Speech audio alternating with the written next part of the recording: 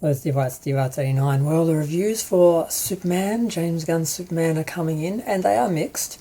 It does seem to be a love it or hate it film. And the reasons are kind of interesting. The way I've sort of heard it described, because I haven't seen it obviously, I won't be seeing it, is that it is its own world, its own universe, its own superhero universe. It's not a Superman film, it's not a DC film. Basically, it's a James Gunn film, and James Gunn has created his own superhero universe using the DC characters, which some people will see as very disrespectful and will be very difficult to embrace on any level. Now, for some of the more dubious characters who, had some questionable things that they've done over the years in the comics and all that, it won't be as difficult. But for a character like Superman, it's very difficult to see this portrayal of Superman, this James Gunn version of Superman, who is immature and irrational and emotional and weak and all these things that Superman isn't. Superman's aspirational because he is all-powerful and he is wise and calm and is full of humanity, and he's not a contemporary person who walks around with contemporary emotional reactions to things and political opinions and all that. That's not what he is. And what James Gunn has tried to do is he's tried to create this fantasy. It is a fantasy universe.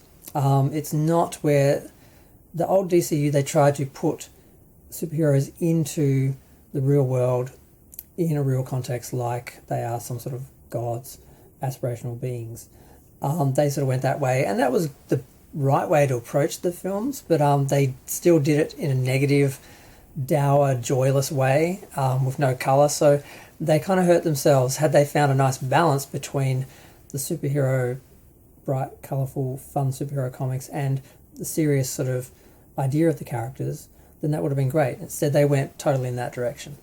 And James Gunn, the first sort of assumption is he's gone in the other direction, but he hasn't. He's gone in his own direction. That's why a lot of people aren't going to like this film, because it's totally taking superheroes out of the real world and making them goofy and silly and contemporary and trying to make them appeal to the general audience who doesn't know anything about superheroes or the characters or care about them at all, or the universe. They're not familiar with it at all. But they're also he's also not going with the sort of regular sort of cartoon superhero universe we've had established. So it's not like the Batman TV series or the later movies. I forgot the name of the director who did the second two. But it's not even that. It's James Gunn's own Guardians of the Galaxy world he's created. And that was okay with Guardians, because Guardians was sort of unknown. No one really knew who the characters were.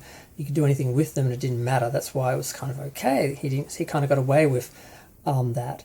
But now he's trying to turn the whole of DC and all the characters we know and are familiar with into Guardians of the Galaxy and this Guardians of the Galaxy superhero world. And it is a fantasy world. It's not the real world. It's not pretending to be. And on one level, I guess you can either get into that and just say, okay, we're in fantasy world, and just embrace it, or you're just going to keep smacking up against it because you're in the real world and you want superheroes to be brought into the real world so you can believe that they're real. And that's what the other films try to do, from Richard Donner's version and Superman Returns and the Snyderverse films. And I think that's the right approach. I want to believe these characters exist in the real world. I can believe fantasy elements and so forth. I can, but just creating a total over-the-top cartoon world, if you can get into it, you're fine. You'll enjoy it. It's not a bad film, is what I'm hearing. It's a good film. It's a good fantasy film, but it's not a Superman film, and it's not a DC film, and it's not a superhero film. It's James Gunn's fantasy world. And if you like that and can enjoy that, or if you don't know anything about Superman and superheroes, you can walk into this and you'll be fine, because you won't be any more lost than a fan would be going into this new world and how he's changed everything, and you're just sort of thrown in with no real explanation. There's no easing you in. You're just thrown into the middle of it, and you just have to accept it or not, which is a very emotionally abusive way to treat an audience. That's who sort of someone like James Gunn is.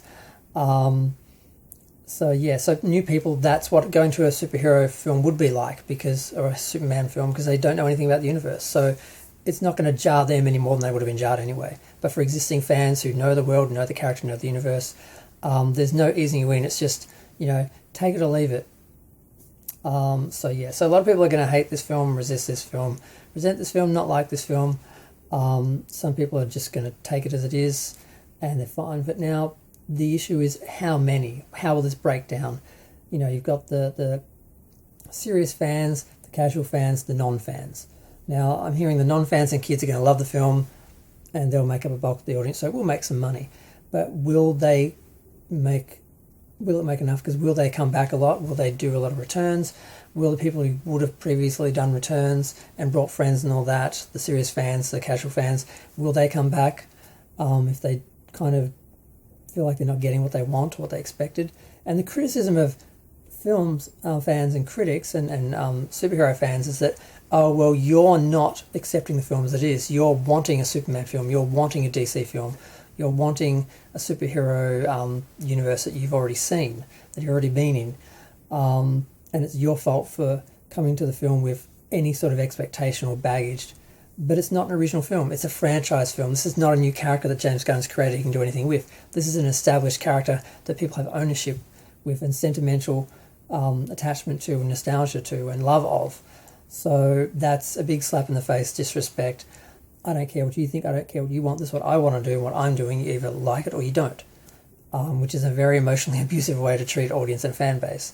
So some people will take it like bitches. Some people who are new to it won't know the difference. And some fans will say, no, you're not doing me like that. And they will just not accept it. I'm probably in the not accept it camp. But who knows? It's really just a character Superman had the problem with. If it was just a new take on the DC universe in general, which I'm not that familiar with, like outside of Batman, Superman, Wonder Woman, I don't really know the DC universe because I didn't spend a lot of time in the comics. I just had comics for some of the main characters, and I saw the films and the TV shows, and that was it. So I could probably get into it if he'd let Superman remain Superman within this world and perhaps be a bit out of it, as opposed to making him a part of it and reducing his power and making him just a bro and just having temper tantrums and not being sophisticated or intelligent or any of the things Superman was. He has no statesmanship. It's not Superman. So that's what I'm getting from the reviews that I've seen, and some of this we already knew, but it's sort of all been confirmed that yes, it's a new James Gunn universe. He's thrown everything out. He's not taking any regard to anything that you want or expect, and I just don't know how that's going to go down overall. Because if enough people like it and watch it, Warner Brothers will just go with it because they don't care about the fans or the characters or the IP either. They just want to make money. But if it doesn't make a lot of money, they might let someone else revise this and come back in. But I'm worried now that it's not going to flop. Now, it's not going to make money. There's no way this film's making money because they have to make like $1 billion, $200 million to make money. That's not going to happen. But it might make enough that they don't abandon it and they keep going, because this is a reboot. They just rebooted it like 15 years ago. Will they want to do that again? Probably not. They'll probably stick with it even if it doesn't really work. So it's a bit of a worry, but there's not much we can do about it. It's just really difficult as a fan to have all the franchises and characters that you love be destroyed, and to see most of them in some sort of limbo, like Doctor Who. Disney bought it, didn't do a good job of it. If they don't take it, will anyone else produce it? No one knows. Limbo. They did the same thing with Star Trek, where they tried to make it for the masses, changed everything, created a new universe, tried to gaslight fans into say this is the universe, and if you don't like it, you're a bigot because diversity. But Star Trek fans always embraced diversity because it was always in there, so that wasn't a factor for most fans. was for some, the most vocal ones. But that didn't go so well, and now Skydance is taking over Paramount. They want to get rid of Kurtzman apparently and create a new Star Trek. So that's in limbo because we're not sure if they're going to do that. There's a small chance, they may not be able to get out of the contract, or they may just stay. Or if the new show does well, they might get fooled into thinking he can produce other shows and they can just rein him in enough to do that when he has no idea. So that's in limbo.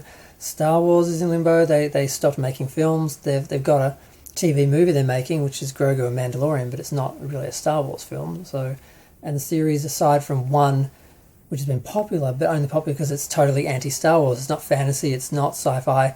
It's a drama about genocide and just that's so people in the real world who don't like Star Wars and sci-fi are like, this is the best Star Wars shows ever because it's basically a drama. So that's in limbo because are they going to keep going that direction, or and are they going to do any more films because all they're doing is a movie version of the Grogu show, Mandalorian. So, and then we have our superheroes like Superman being rebooted, and it's all unrecognisable. It's all pandering to the lowest common denominator. And if there's enough of them, we don't get our shows back. If there isn't, they might try again and find something more in between that makes that's okay for the fans, but still accessible for new fans. That's what you need to do. And that's always a frustration of fans, where you see what you love and what you respect as a pure thing be diluted for non-fans and the general audience. But if it doesn't make money, you don't get any more. So it's like, it's kind of, you don't really have much of a choice. You either don't get new things and you just keep watching the old things, which are great, over and over again, or you get new stuff that isn't quite what it should be. So, but yeah, I've talked for 12 minutes, but I just have heard some reviews. I sort of am seeing which way the wind's going with the film, and it's more of the same in a sense that, like I said, all these big franchises and IPs are sort of constantly being whittled down, because once upon a time they were owned by people like George Lucas, or ran by people, or created by people like Gene Roddenberry, and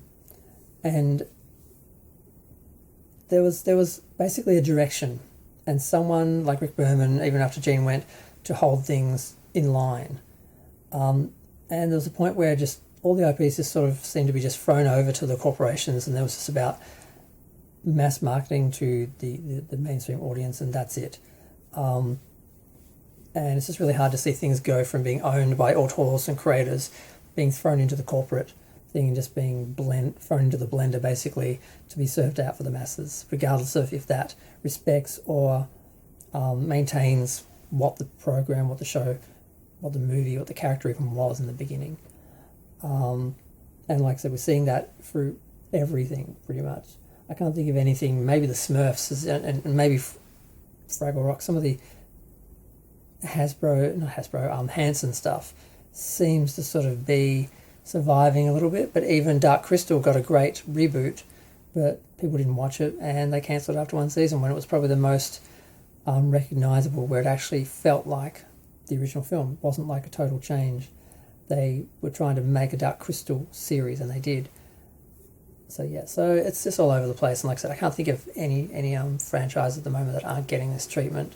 And as a fan, it's difficult. But yeah, we'll see where things sit in 5 or 10 years, if the new fans support these franchise changes, or if they fail and they go back to the drawing board and try to appeal to the core fans, that there's less of them, but they do more to support a franchise. They buy merchandise. They maybe only, say, 10 million fans of a certain franchise, but they'll see the film 4 or 5 times, as opposed to, I think, more money. There may be like 2 million fans of a franchise, but and they may see the film multiple times, and that basically is the same box office as 10 million general audience members going to see a film.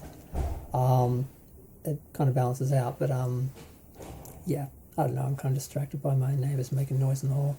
But it's nearly 15 minutes. I need to stop talking. So it's supposed to be a 5-minute quick comment on some of the reviews. But then I sort of went into then what all that means, and I'm sort of contemplating it as I talk through it. But it's a worry as a fan. But then part of me is like, you know what? I am struggling to find the time to watch the shows that are out, and new shows and shows that I haven't seen yet.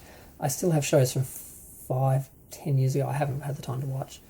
If they never made another good sci-fi or superhero movie or show, by the time I watch everything and then maybe watch everything twice, I'll probably be dead. So maybe it doesn't matter if all these things fail or what they produce now is just trash for the masses that really doesn't appeal to me and doesn't warrant watching more than once. I'll probably be fine.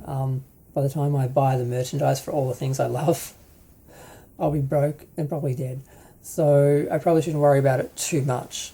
But it just makes me sad to think of the long-term sort of forecast for all the sort of old IPs and that. If they don't have those special elements that made people love them and embrace them and support them, the new fans will just forget about them. They'll just disappear into content, and there'll just be more content and unrecognizable and unspecial and unproduced because they don't make money. So we'll see what happens in the next 5-10 years and how the shift with streaming and everything and where cinema finally sits, because it's still sort of in flux post what and post sort of streaming wars and everything. But 16 minutes, I'm still talking. I'm going to go. Feel free to share, like, comment, subscribe. Let me know what you think. Maybe even ding the bell or go to my channel occasionally to actually see what videos I'm putting out, because YouTube won't be promoting them to you.